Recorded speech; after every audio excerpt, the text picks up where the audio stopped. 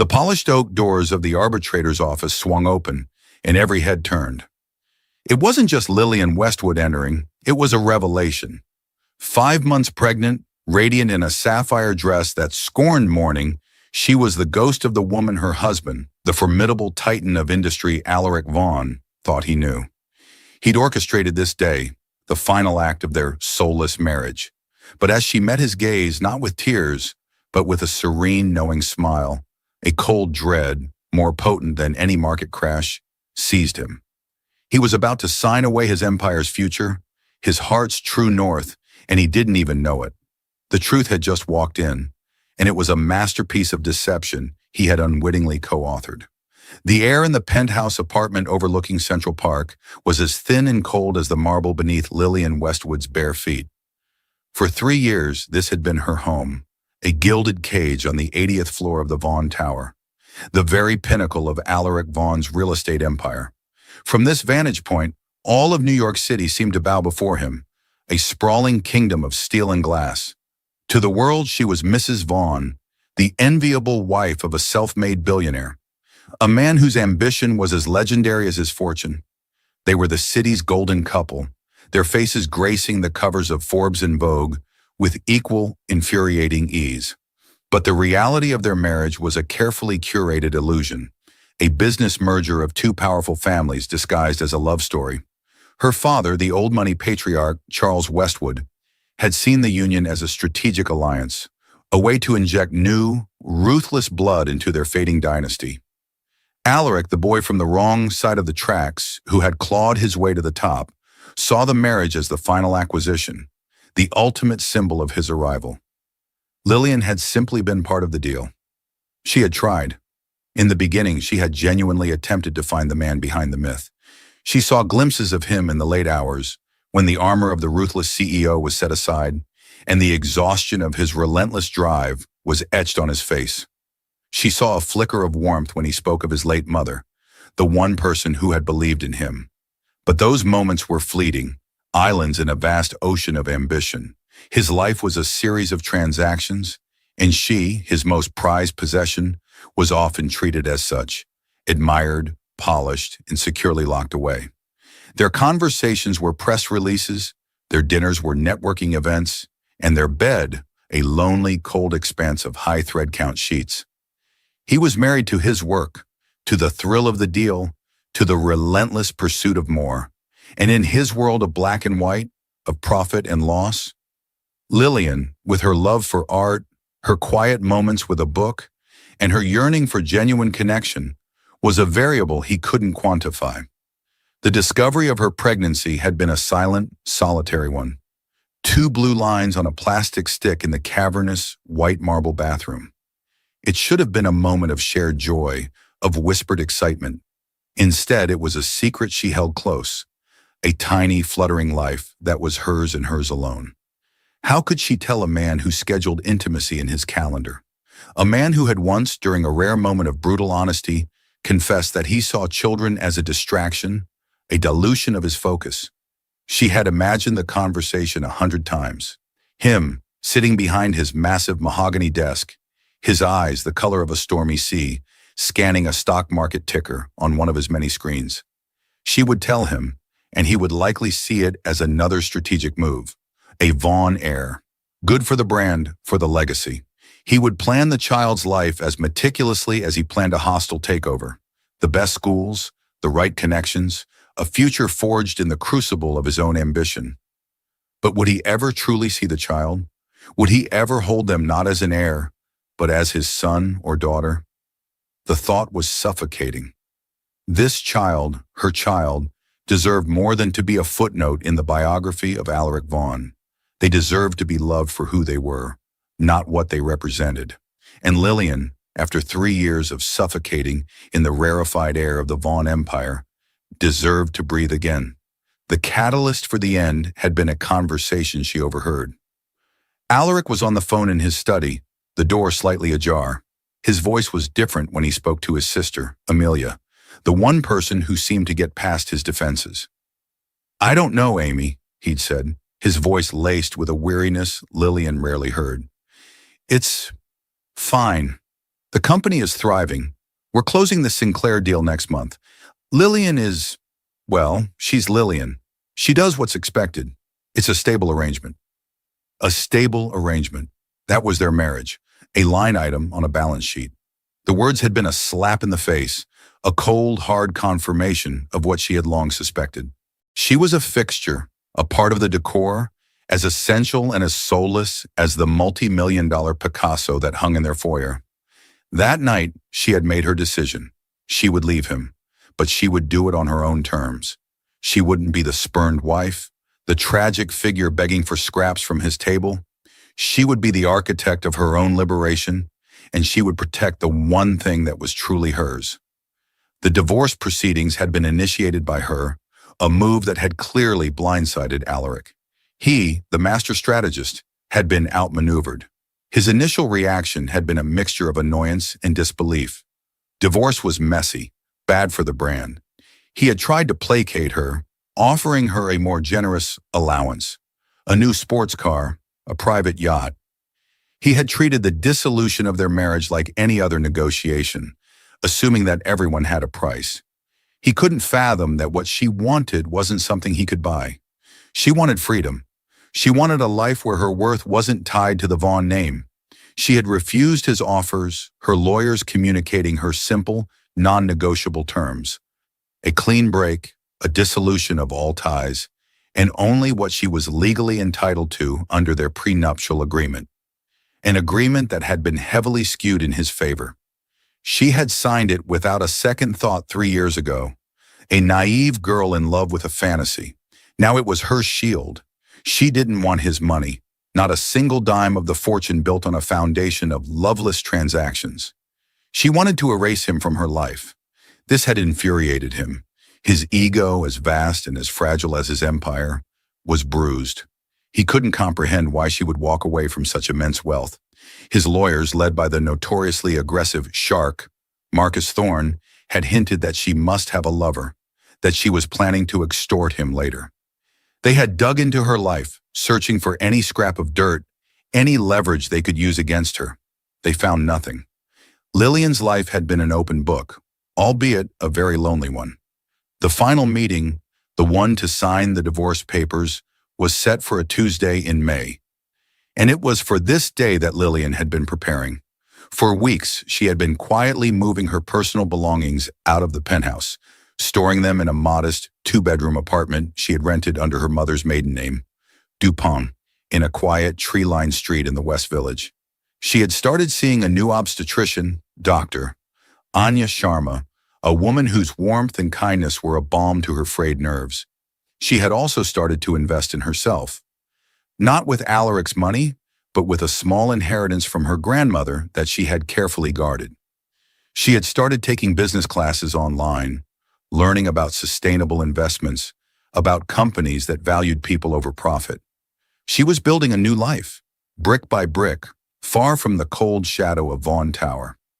The day of the divorce, she woke before the sun had cast its first golden rays over the city.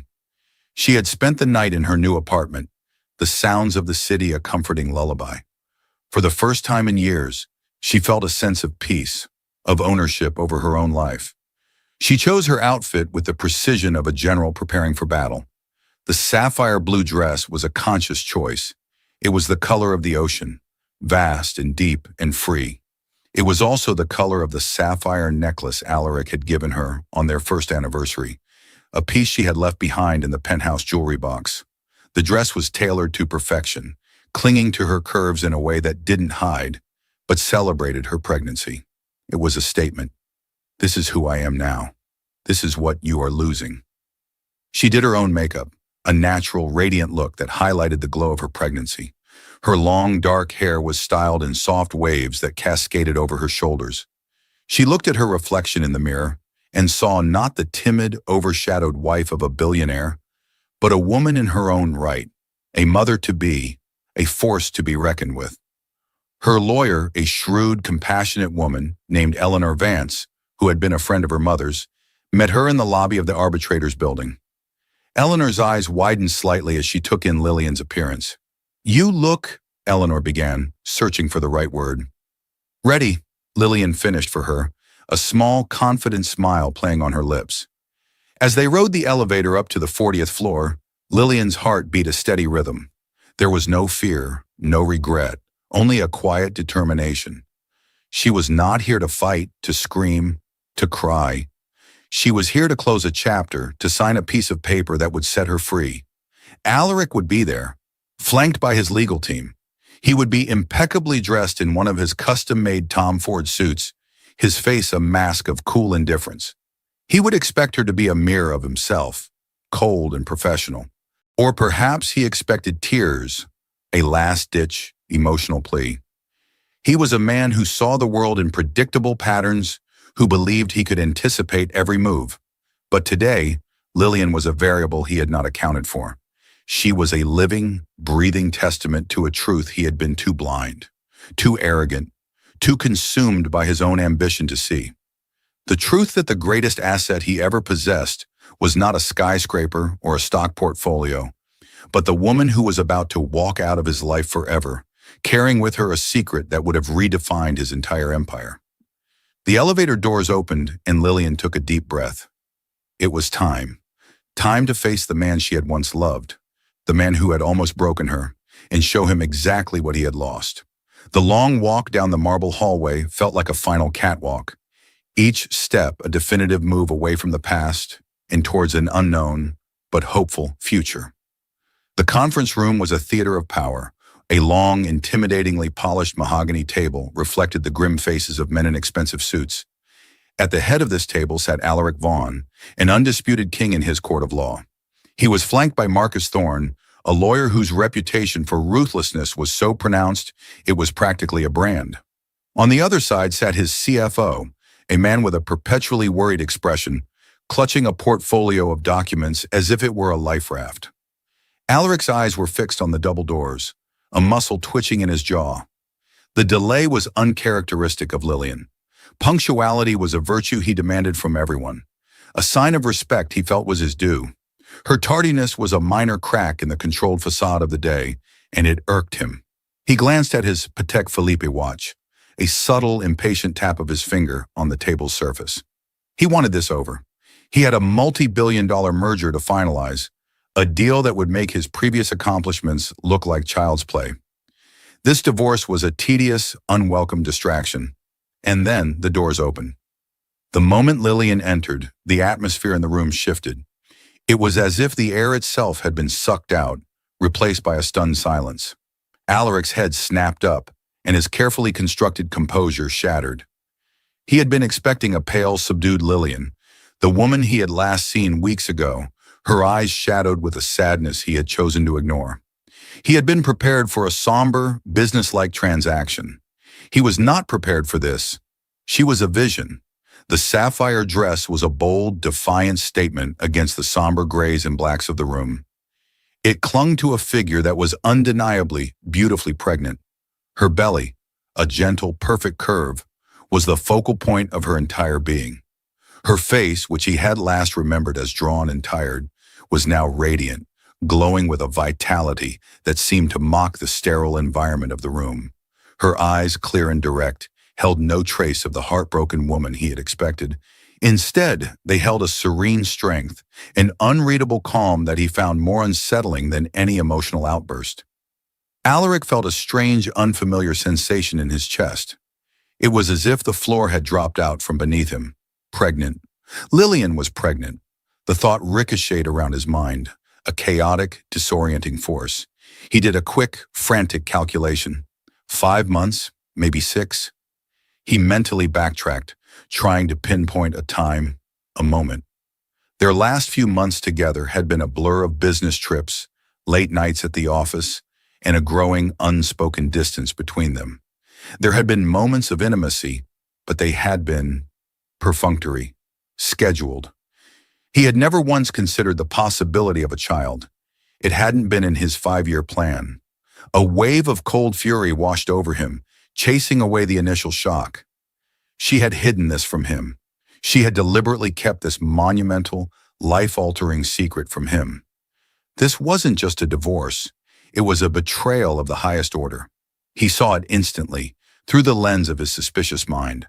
This was a scheme, a classic gold digger move.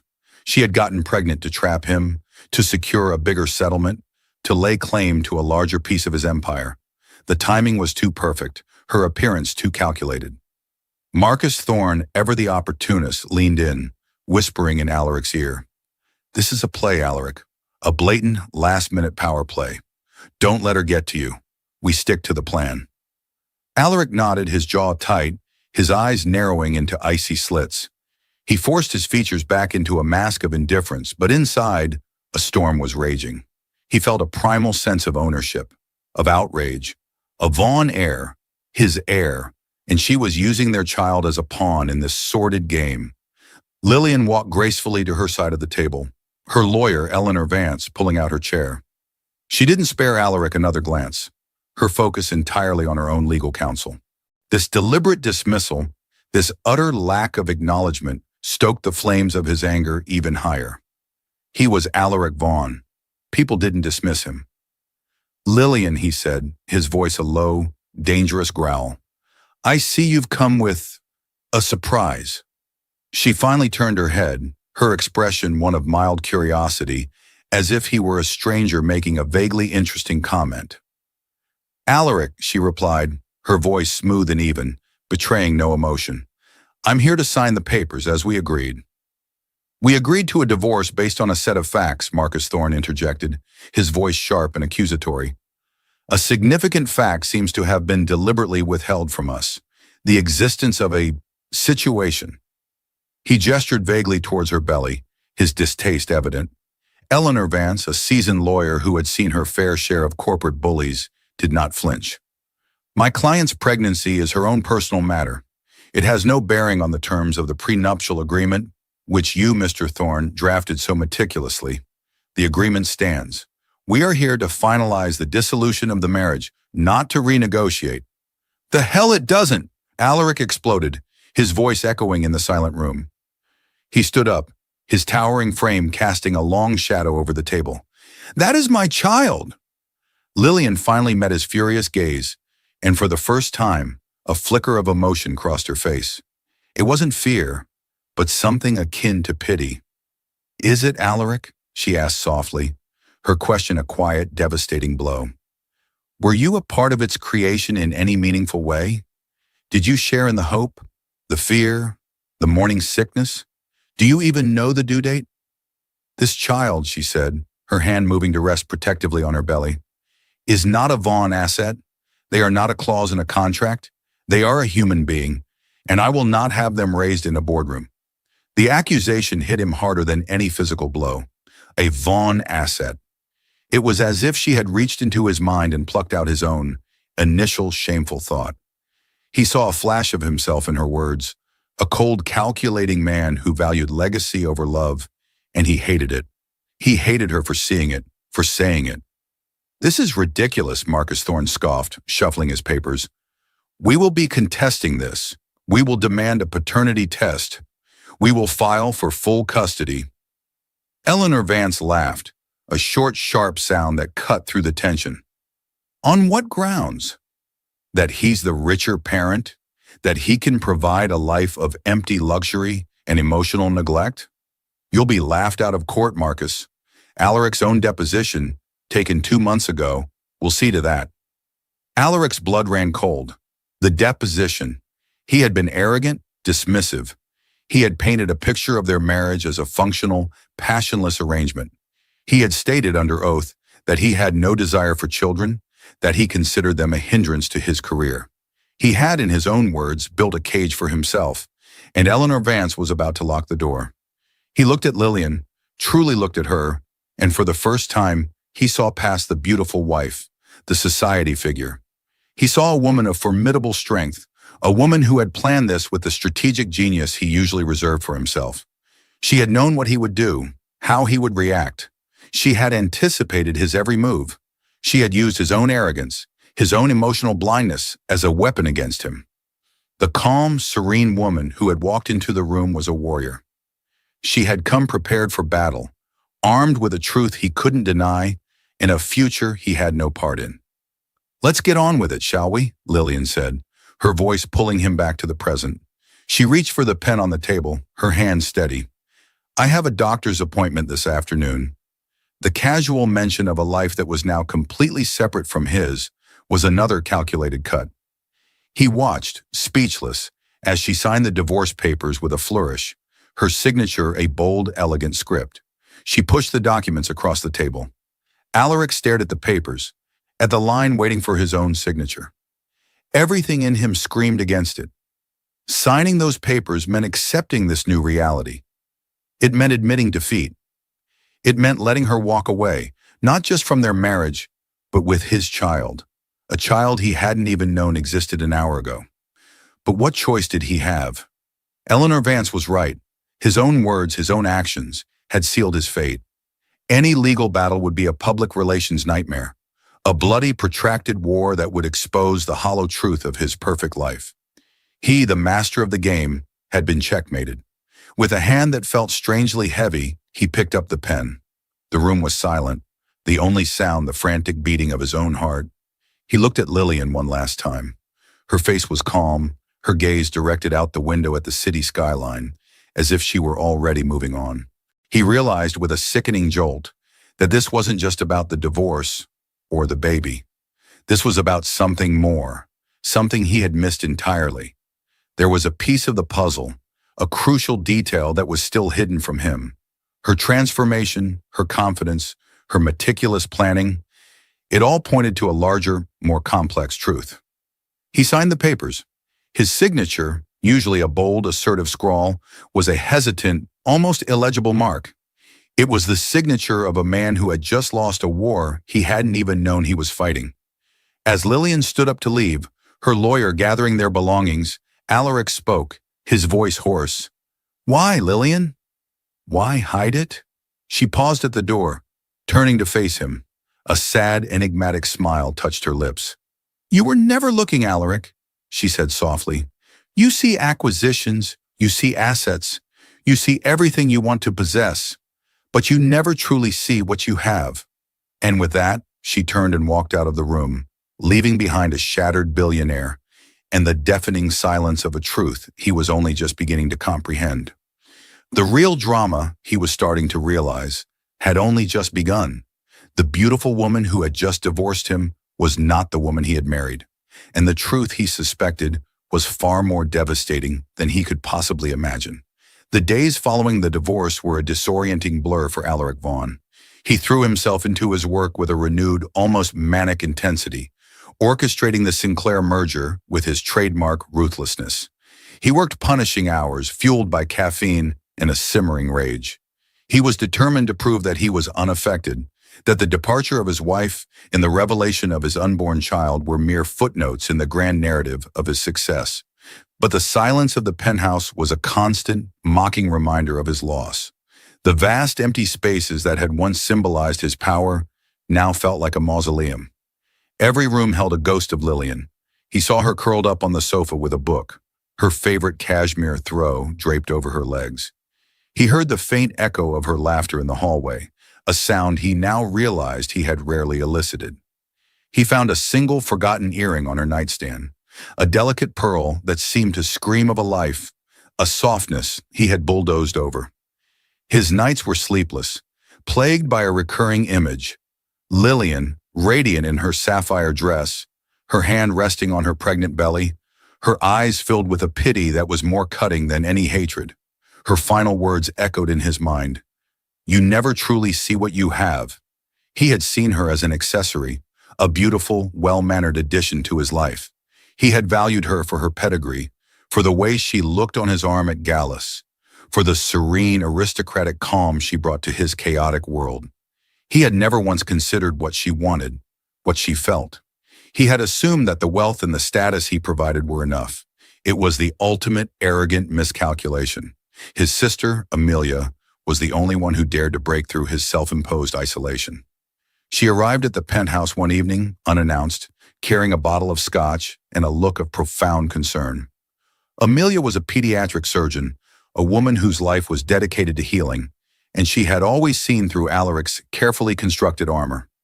She played you, Alaric, he grumbled, pouring 2 glasses of scotch. She waited until the last minute to reveal the pregnancy to gain the upper hand. Amelia took a slow sip, her intelligent eyes studying him over the rim of her glass. Did she? She asked quietly. Or did she protect her child from a man who once told her that a baby would be a strategic liability? Alaric flinched. He had forgotten saying that. It had been early in their marriage, during a hypothetical conversation about the future. To him, it had been a pragmatic statement. To her, he now realized, it must have been a death knell for any hope of a real family. She didn't ask for a single penny more than the prenup, Amelia continued, her voice gentle but firm. She didn't use the baby as leverage for money. Think about it, Alaric. What did she gain by revealing it that day? Not wealth, not a better settlement. What she gained was her freedom with her child on her own terms. She took away your power to control the narrative. She knew you'd try to take the child, to control its life, to make it another Vaughn acquisition. She outmaneuvered you, not to hurt you, but to protect her baby. Amelia's words were a slow-acting poison, seeping into the cracks of his certainty. He had been so blinded by his own ego, so convinced of his own victimhood, that he hadn't considered Lilian's motives from any other perspective but his own. The first real seed of doubt was planted by a man named Richard Finch.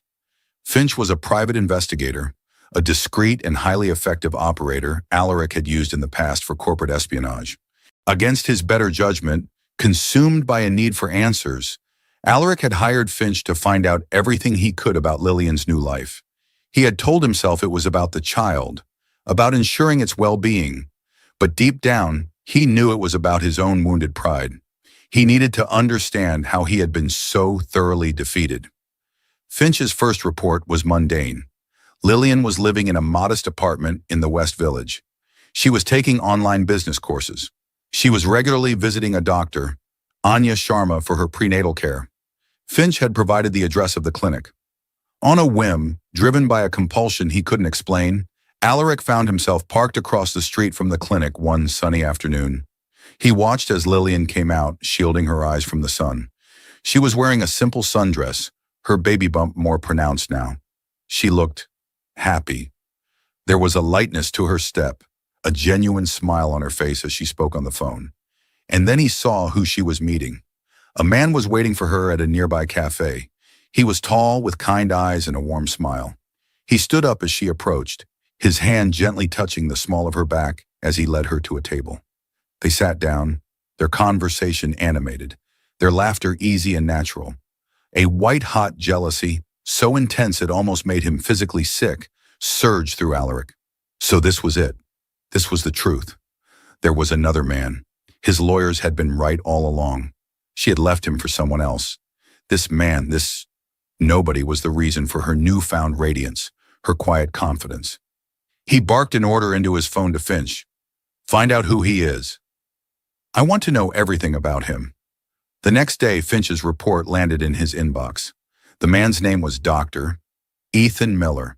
He was a pediatrician, specializing in neonatal care. He was also a widower, his wife having passed away 2 years prior from cancer. He had no children. He was a co-founder of a nonprofit organization that provided medical care to underprivileged children in developing countries. He and Lilian had been seen together several times, usually near the clinic or in the park. A pediatrician, a do-gooder. The profile was so wholesome, so antithetical to his own life, that it felt like a deliberate insult. He imagined Lilian, drawn to Ethan's quiet kindness, his selfless dedication to helping others. It was everything he wasn't. But as he stared at the report, a detail snagged his attention. Dr. Anya Sharma, Lilian's obstetrician, was on the board of Dr. Ethan Miller's nonprofit. They were colleagues, friends. It was possible their meeting was innocent, but the easy intimacy he had witnessed suggested something more. The real bombshell, however, came from an unexpected source. His own CFO, the perpetually worried David Chen, requested an urgent meeting. David came into his office, his face pale, his hands trembling slightly as he held a file. Alaric, he began, his voice barely a whisper. I think I've found something you need to see. It's about Westwood Industries. Westwood Industries was Lilian's family company. It was old, respectable, but had been struggling for years. a lumbering giant in a fast-paced world. Alaric had never paid it much attention, other than as the source of his wife's pedigree. "What about it?" Alaric asked, impatient. "They've been quietly liquidating assets for the past 6 months," David said, opening the file. "Small properties, minor holdings. It's been done very discreetly through a series of shell corporations. But the money isn't being reinvested into the company. It's being funneled into a private trust." He slid a document across the desk. "This trust was set up 8 months ago. The beneficiary is a single entity, a nonprofit organization." Alaric picked up the paper, his eyes scanning the legal jargon. And then he saw the name of the nonprofit, and the world tilted on its axis. It was Dr. Ethan Miller's organization. He stared at the name, his mind racing, trying to connect the dots. Lilian's family, the Westwoods, were secretly funneling millions of dollars into a trust for the benefit of a nonprofit run by a pediatrician Lilian was now spending time with. And then David Chen delivered the final, devastating blow. "There's more," he said, his voice grim. "I looked into the historical financials of Westwood Industries. For the past decade, they've been paying a significant retainer to a private medical research facility. The payments stopped abruptly about 3 years ago." 3 years ago, Alaric repeated, his voice hollow. "That was when he and Lilian had married." "Yes," David confirmed. "The facility specializes in experimental gene therapies. I dug a little deeper. I found the name of the head researcher on the project Westwood Industries was funding. It was Dr. Alistair Vaughn." The name hit Alaric like a physical blow. Dr. Alistair Vaughn, his uncle. A brilliant, disgraced geneticist who had been ostracized from the scientific community years ago for his controversial, unsanctioned research. Alaric's own father had disowned him. Alaric hadn't seen or spoken to his uncle in over 20 years. "What was my uncle researching?" Alaric asked, dread coiling in his stomach. David hesitated. "He was working on a cure for a rare hereditary neurological disorder, a degenerative condition that manifests in early childhood. It's called Vaughan's disease." The room began to spin. Vaughan's disease. The dark secret of his family. A genetic curse that had claimed the life of his younger brother when he was just a boy.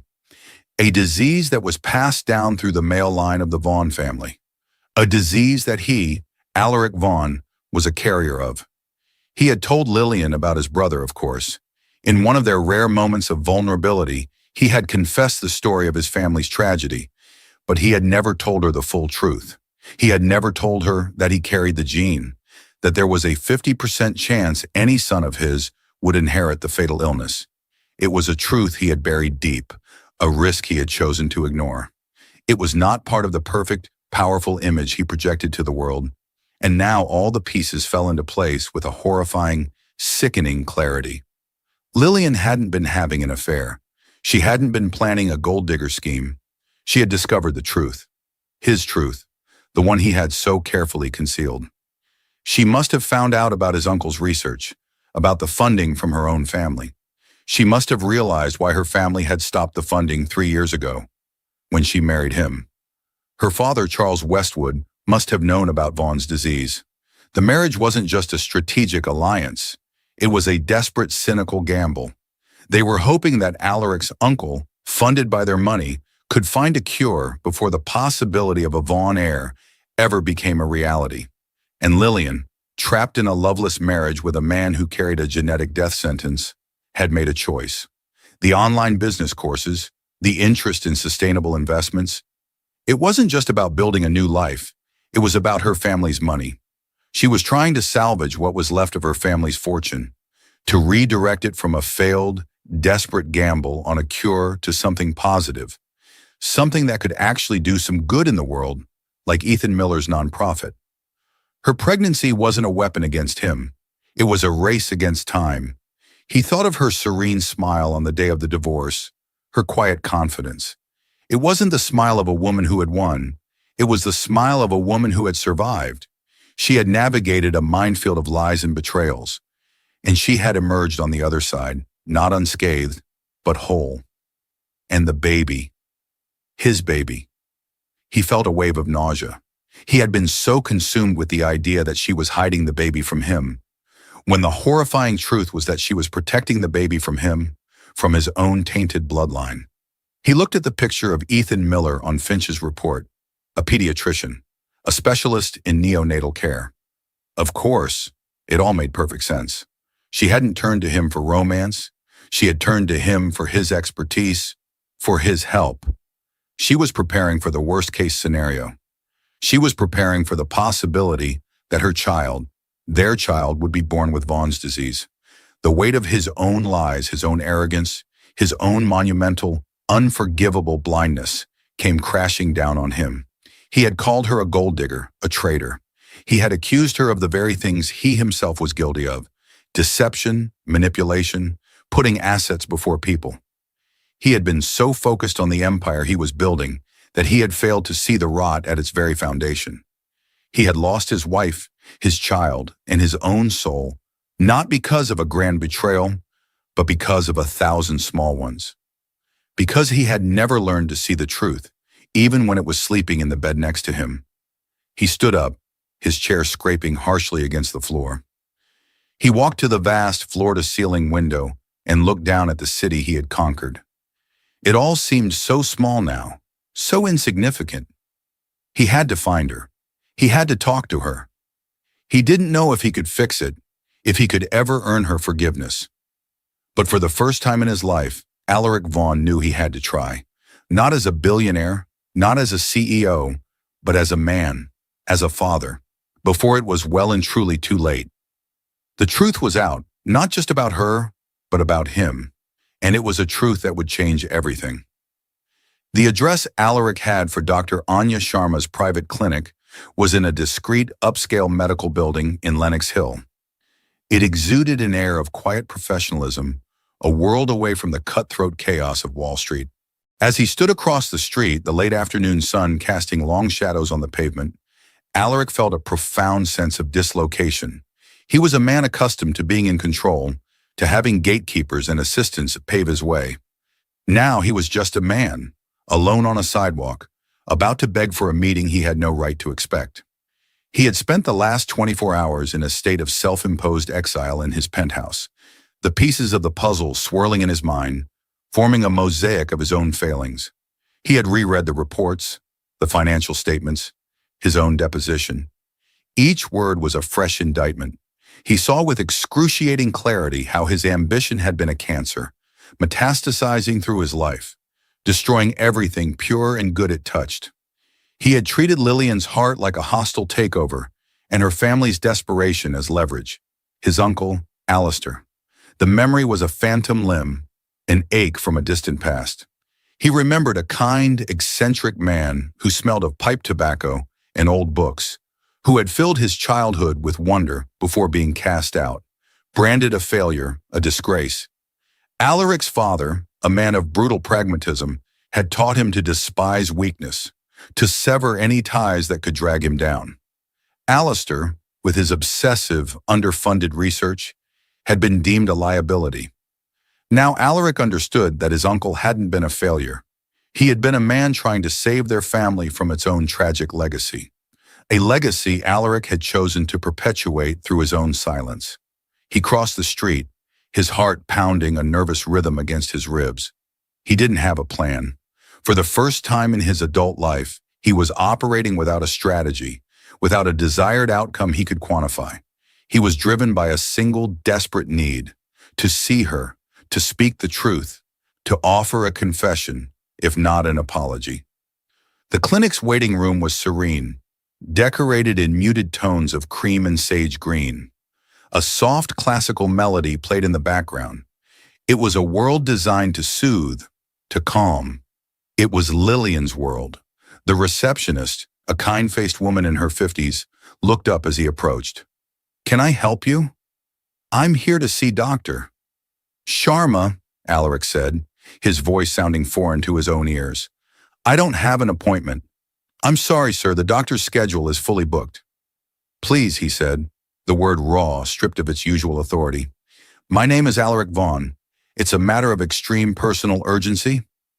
The receptionist's eyes widened slightly in recognition of his name.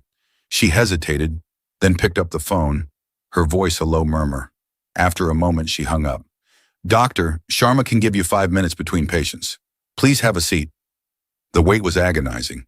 He sat on the edge of a plush armchair, his hands clasped between his knees, a caricature of the powerful man he was supposed to be. He was just another anxious person in a doctor's waiting room. Finally, a door opened, and a woman in a white coat emerged. Dr. Anya Sharma was in her late 40s, with intelligent, compassionate eyes that seemed to see right through him. "Mr. Vaughn, I'm Dr. Sharma. Please come in." Her office was modest, filled with medical textbooks and pictures of smiling babies. There was a warmth to it that Alaric's own office deliberately lacked. "You have 5 minutes, Doctor," Sharma said, her tone professional but not unkind. "I'll be honest, I'm only seeing you because Lilian asked me to, should you ever appear. She said you might." The statement floored him. Lilian had anticipated this too. She was always one step ahead. "Lilian, how is she? How is the baby?" "They are both healthy, Doctor," Sharma replied cautiously. "Which is, I gather, what you're really here to ask about." Alaric swallowed, the truth a bitter pill. "I know about Vaughn's disease," he said, the words tasting like ash. "I know that I'm a carrier, and I know that you and Dr. Miller are helping her prepare for the possibility." Dr. Sharma's expression softened with a flicker of sympathy. "We've done the amniocentesis. We're just waiting for the results. But yes, we have a comprehensive care plan in place, regardless of the outcome. Lilian has been extraordinarily brave. She's been preparing for every eventuality." "She thinks the baby has the disease," Alaric stated, the realization a fresh wave of pain. "She's a mother, Doctor," Sharma corrected gently. "She's preparing for the worst while hoping for the best. She has spent months researching, speaking to specialists, understanding the condition in a way I suspect you never have. She has been grieving a possibility, a fear, all alone. All alone." The words twisted in his gut. While he had been closing deals and basking in the glory of his empire, she had been carrying this terrifying burden by herself. "I need to see her," he pleaded. "I need to explain." "Explain what, Mr. Vaughn?" Dr. Sharma's voice was sharp now, the compassion replaced by a fierce protectiveness. "That you hid a genetic condition that could have devastating consequences for your child? That your marriage was based on a lie of omission so profound it's almost unthinkable?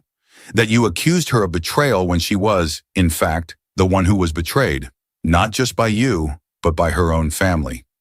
Every word was a perfectly aimed dart, puncturing the last vestiges of his self-delusion. "Her father knew," Alaric whispered, more to himself than to her. "Yes, Doctor," Sharma confirmed. "He confessed everything to her after the divorce. He and your father made a deal years ago. Charles Westwood would fund your uncle's research, and in return, your father would approve of a marriage between you and Lilian. It was a grotesque, medieval bargain. They were gambling with her life, with her future children's lives. When you married her, her father cut the funding, assuming the problem was contained. It was worse than he could have ever imagined. A pact between two patriarchs, with Lilian as the sacrificial lamb." "Where is she?" he asked, his voice cracking. "Please, I'm not here to fight or to make demands. I need her to know that I know the truth. All of it." Dr. Sharma studied him for a long moment, her gaze unwavering. She saw the brokenness in his eyes, the genuine soul-crushing remorse. She saw the man stripped bare of his power, his wealth, his ego. "She's not in the city, Doctor," Sharma said finally, her voice softening once more. "She needed to get away from it all. She's at a small cottage upstate, a place her grandmother left her. It's her sanctuary." She wrote an address on a piece of paper and slid it across the desk. "I'm probably going to lose a patient and a friend for this," she said with a sigh. "But I'm a mother too, and I believe in 11th-hour conversions. Don't make me regret this, Mr. Vaughn." Alaric took the paper, his hand shaking. "Thank you," he said, his voice thick with an emotion he couldn't name. The drive upstate was a pilgrimage. He drove himself, the sleek, powerful engine of his Bentley a stark contrast to the turmoil in his soul. He left the city behind, the skyscrapers shrinking in his rearview mirror, and headed towards the green rolling hills of the Hudson Valley. The address led him to a small, secluded cottage nestled amongst trees, overlooking a serene lake. A plume of smoke curled from the chimney. It was a picture of peace, a world away from the cold, sterile luxury of his penthouse. He parked the car and walked up the gravel path. His heart was hammering against his ribs. What would he say? How could he possibly begin to atone for the damage he had caused? He saw her before she saw him. She was sitting on a porch swing, a thick blanket wrapped around her, a mug cradled in her hands. Her profile was outlined against the setting sun, her baby bump a beautiful, prominent silhouette. She looked peaceful, content. She looked like she belonged here. She must have heard the crunch of gravel under his shoes because she turned her head. Her eyes widened, the peace in them replaced by a complex mixture of surprise, apprehension, and a deep, weary sadness. He stopped at the foot of the porch steps, not daring to come any closer. The gulf between them felt as wide as an ocean. "Lilian," he began, his voice hoarse. I know." She didn't pretend to misunderstand. She simply watched him, her gaze steady, waiting. "I know about Vaughn's disease," he continued, the confession spilling out of him. "I know about my uncle's research and your father's funding. I know about the deal they made. I know that I am a carrier, and I know that I never told you. There is no excuse, no explanation that could ever justify what I did. My silence, my ignorance. It was a choice, a selfish, arrogant, unforgivable choice." He took a ragged breath, the clean country air feeling sharp in his lungs. "I spent the last few weeks thinking you had betrayed me. I saw your pregnancy as a weapon, your radiance as a sign of an affair. I was so blinded by my own ego, my own wounded pride, that I couldn't see the truth that you were the one who was betrayed, the truth that you have been carrying a burden that should have been mine to share." He looked at her, his eyes pleading. "I saw you with Dr. Miller. I assumed the worst. I know now that you were just trying to be a good mother. You were protecting our child in a way that I was too much of a coward to do." Tears were streaming down his face now, hot and shameful. He didn't bother to wipe them away. "I am so sorry, Lilian, for everything, for the loveless marriage, for the lies, for the fear I put you through. You deserved so much more. Our child deserves so much more." Lilian listened in silence, her expression unreadable. The setting sun cast a golden glow on her face, catching the glint of a single tear that escaped and traced a path down her cheek. She finally spoke, her voice quiet but clear, carrying across the still evening air. "I didn't do it to punish you, Alaric," she said softly. "I did it to survive. I did it because I was drowning, and I had to learn how to swim. Not just for me, but for this baby." She placed a hand on her belly. "I had to create a world for us where we could be safe, a world that wasn't built on secrets and lies." He took a tentative step up onto the porch, his movements slow, cautious, as if approaching a frightened animal. "Is there any hope for us? Not for our marriage. I know I've destroyed that. But for our child? Can I be a father to them?" It was the most important question he had ever asked. The future of his empire, his wealth, his legacy. It all meant nothing compared to her answer. Lilian looked at him, truly looked at him, for a long, searching moment. She saw the broken man before her, stripped of all his pretense. She saw the genuine remorse in his tear-filled eyes. She saw the flicker of the man she had once hoped he could be. And then her phone, which was resting on the swing beside her, buzzed. She picked it up, her eyes scanning the screen. A small, shuddering sigh escaped her lips. "That was Dr. Sharma," she said, her voice thick with emotion. She looked up at him, her eyes shining with unshed tears. "The results of the amnio are in." Alaric's heart stopped. This was it, the moment of truth, the culmination of all the lies, all the pain, all the secrets. He held his breath, bracing himself for the verdict that would define the rest of their lives.